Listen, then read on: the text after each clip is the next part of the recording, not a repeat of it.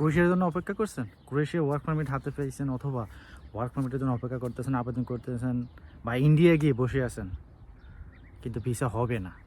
কেন হবে না সেটা জানতে আমার ফুল ভিডিওটি দেখুন, এবং আমার চ্যানেলটি যদি আপনি সাবস্ক্রাইব না করতেন অবশ্যই চ্যানেলটি সাবস্ক্রাইব করুন। আমি কাউসার হোসেন, চলে আসছি আমার ইউরোপ জার্নি ইউটিউব চ্যানেল থেকে এবং আমার ফেসবুক পেজ ইউরোপ ফ্রম কাউসার থেকে। যে যেখান থেকে দেখে দেখেন সবাইকে স্বাগতম। তো আজকের ভিডিও মূল টপিক হচ্ছে ক্রোয়েশিয়ার যে বাংলাদেশগামী যারা আছেন তাদের জন্য হচ্ছে দুঃসংবাদ। ভিসা আপডেট 2025, বাংলাদেশ থেকে কোনো ভিসা বা ওয়ার্ক পারমিট ভিসা হবে না, এটা হচ্ছে বর্তমান আপডেট। তো কেন হবে না, ভিডিওটি না টেনে সম্পূর্ণ দেখবেন।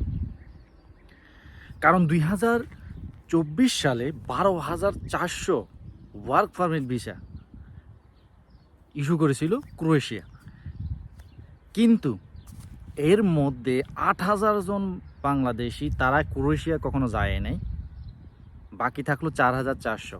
এই 4,400-র মধ্যে এরা ক্রোয়েশিয়া গেছে, এর মধ্যে ক্রোয়েশিয়া বর্তমানে কাজ করে হয়তো 2200-2300 এরকম, বাকি লোক কোথায় নাই। তাহলে এই যে 12,000 2024 সালে 12,400 ভিসা দিল, কিন্তু ম্যাক্সিমাম হচ্ছে অন্য দেশে চলে গেছে। কারণ ক্রোয়েশিয়া হচ্ছে স্যালারি কম, সুযোগ সুবিধা কম, সেই জন্য তারা থাকে না। আরেকটা হচ্ছে ক্রোয়েশিয়ার পরেই ক্রোয়েশিয়ার পরে একটা দেশ আছে, এর পরে হচ্ছে কি ইতালি।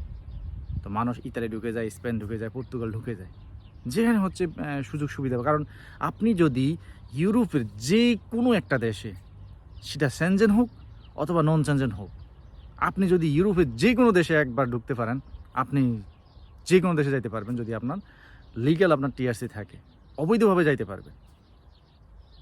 তাহলে ক্রোয়েশিয়ার জন্য এটা একটা বাংলাদেশের দুঃসংবাদ, তাই বলবো যে ক্রোয়েশিয়ার জন্য এখন আর কেউ অপেক্ষা করবেন না। আবার শত শত বাংলাদেশি বর্তমানে আপনার ইন্ডিয়া গিয়ে এমবাসি ফেস করার জন্য অপেক্ষা করতেছেন। কেন ভাই, আপনার ব্যাগ চলে আসেন, ভিসা দিবে না, কারণ হচ্ছে বাংলাদেশের জন্য ভিসা স্থগিত করে ফেলছে ক্রোয়েশিয়া সরকার। তবে পরবর্তীতে যদি কোনো আপডেট আসে সেটা অবশ্যই আপনাদেরকে আমি জানিয়ে দিব, অথবা আপনারাই জানতে পারবেন। তো মানুষ ইউরোপে আসার জন্য যে কেউ Croatia, Bulgaria, Romania, Cyprus, Italy, France, Spain, Portugal, বিভিন্ন দেশে আসার জন্য অপেক্ষা করতেছে।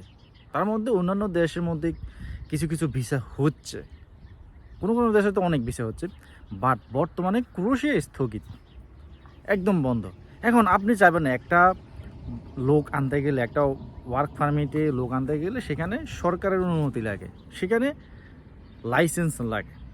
তো আপনাকে তারা সরকার থেকে অনুমতি নিয়ে আপনাকে ক্রোয়েশিয়া নিল, কিন্তু আপনি ক্রোয়েশিয়া থাকলেন না ভাই।